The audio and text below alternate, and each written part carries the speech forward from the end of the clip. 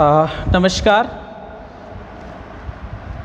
एक बार फिर से आप सभी विद्यार्थियों का रामपाल स्मृति लॉ कॉलेज मनेहरू रायबरेली में स्वागत है। आज विधि विद्यार्थियों को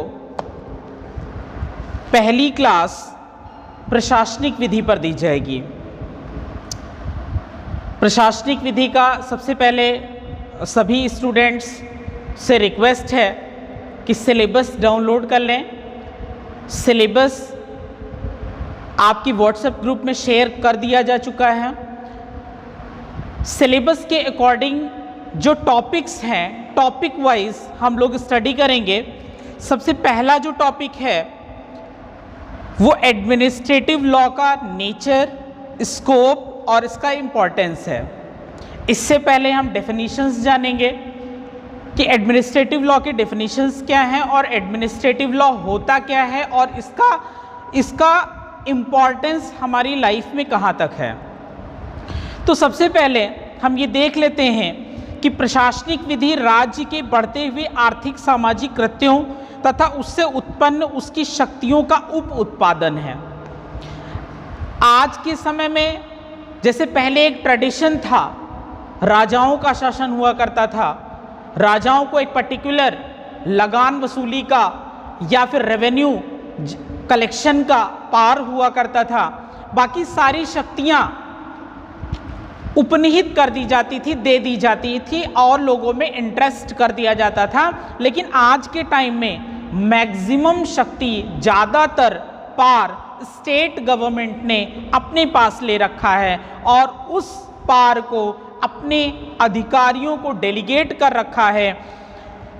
जैसा कि प्रशासन के कार्यों में पिछले कुछ दशकों में आप सभी को पता है अभूतपूर्व वृद्धि हुई है। इट मीन्स ट्रेमेंडस एक्सटेंशन हुआ है, बहुत ही ज़्यादा एक्सटेंड हुआ है एडमिनिस्ट्रेटिव पावर, क्योंकि राज्य ने उन समस्त कार्यों का दायित्व अपने ऊपर ले लिया है जो परंपरा से उसके कार्य क्षेत्र में नहीं आते हैं। ट्रेडिशनली तो उनके कार्य क्षेत्र में नहीं आते थे, बट प्रेजेंट टाइम में राज्य ने, स्टेट ने अपने पास उसे हैंडओवर कर लिया है, अपने पास ले रखा है।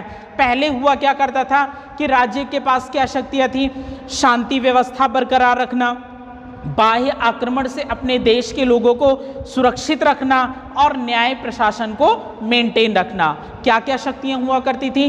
राज्य के पास शक्तियां होती थी कि वो शांति व्यवस्था को बनाए रखे, बाह्य आक्रमण से अपने देश की नागरिकों को सुरक्षा प्रदान करे और न्याय प्रशासन को मजबूत करे। लेकिन समय के बढ़ते हुए कदम के साथ, समय जैसा कि टाइम चेंज हो रहा है, स्टेट के पास बहुत सारी और भी पावर आ गई हैं। जैसे देश का विकास, प्रेजेंट टाइम में अमूल चूल जो सबसे मेन चीज़ है वो डेवलपमेंट है, विकास है।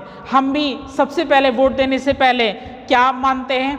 सबसे पहले हमारा पहला क्वेश्चन होता है कि हमारे क्षेत्र में आप विकास क्या कर रहे हैं? नाली बनवा रहे हैं, खड़िंजा बनवा रहे हैं, बिजली की व्यवस्था कर रहे हैं, सड़कें बनवा रहे हैं, डेवलपमेंट। तो ये सारे के सारे कार्य किसके पास हैं? स्टेट गवर्नमेंट के पास हैं। स्टेट गवर्नमेंट के जो चुने हुए प्रतिनिधि होते हैं, यानी हमारे राज्य के जो चुने हुए प्रतिनिधि होते हैं, जैसे हम निचले स्तर से बात कर लेते हैं तो हमारे गांव में ग्राम प्रधान होते हैं, या शहरों में आप देख लेते हैं सभासद होते हैं या पार्षद होते हैं। अगर हम रूरल गवर्नमेंट की बात कर लेते हैं तो रूरल गवर्नमेंट में जो ग्राम पंचायत होता है, ग्राम पंचायत अधिकारी प्लस वीडीओ और प्लस आपका ग्राम प्रधान, ये विलेज को डेवलप करने में अहम भूमिका निभाते हैं। लेकिन ये सारे के सारे जो कार्य करते हैं वो कार्य किससे रिलेटेड होता है? यानी कि गवर्नमेंट के द्वारा ही प्रोवाइडेड वर्क होता है। तो इन कार्यों में कहीं ऐसा ना हो कि प्रशासनिक अधिकारी अपने कर्तव्यों के पालन में कहीं ऐसा ना हो कि अनियंत्रित हो जाएं, यानी कि नियंत्रण से परे हो जाएं, लोग विधि के अनुकूल ना कार्य करें, न्याय के अनुकूल ना कार्य करें। यानी कि इतना प्रशासन तंत्र इतना तंत्र मजबूत होने के पश्चात भी हम देख रहे हैं कि हमारे क्षेत्र में जो विकास कार्य होते हैं उनमें भी अनियंत्रित अधिकारी अपने कार्य को कहीं ना कहीं से आप पाते हैं कि जब उसका चेक होता है तो वर्क बहुत सारे आप देखते हैं मानक के अनुरूप नहीं मिलता है। तो विकास योजना, जन कल्याण आदि ऐसे कार्यों को अपना लिया जिससे मनुष्य के जीवन का प्रत्येक पहलू प्रभावित हुआ है। किन किन कारणों से प्रभावित हुआ है? हमारी सरकारें हमारे लिए योजनाएं ला रही हैं विभिन्न प्रकार की जो जन कल्याण से संबंधित हैं। जैसे कैसी योजनाएं? आप देख रहे हैं कि बच्चों के विकास के लिए, बच्चों के शारीरिक, मानसिक, आर्थिक हर प्रकार से विकसित करने के लिए गांव में आंगनवाड़ी सिस्टम लाया गया है, आंगनवाड़ी योजना, ताकि बच्चों को पोषण मिल सके, बच्चों की देखरेख सही तरीके से हो सके।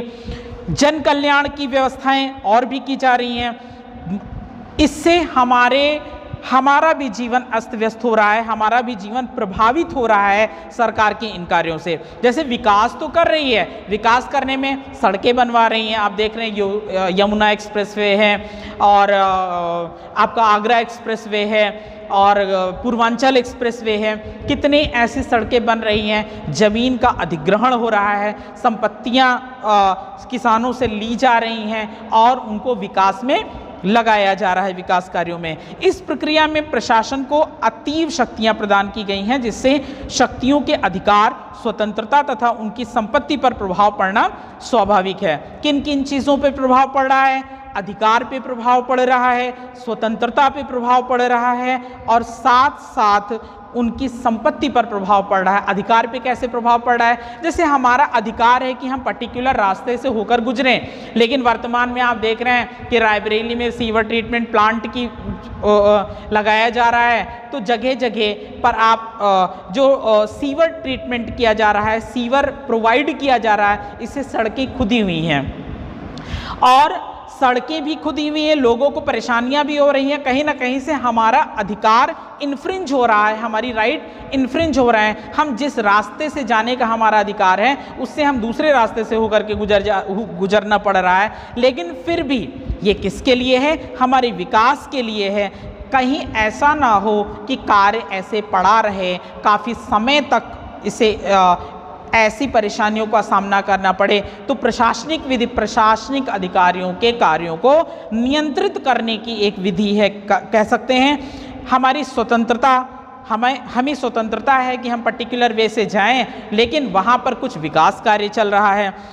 और संपत्ति पर भी प्रभाव कैसे पड़ रहा है कि संपत्ति, अभी इससे पहले भी डिस्कस हो चुका है कि संपत्ति ली जा रही है कैसे? विकास कार्य के लिए।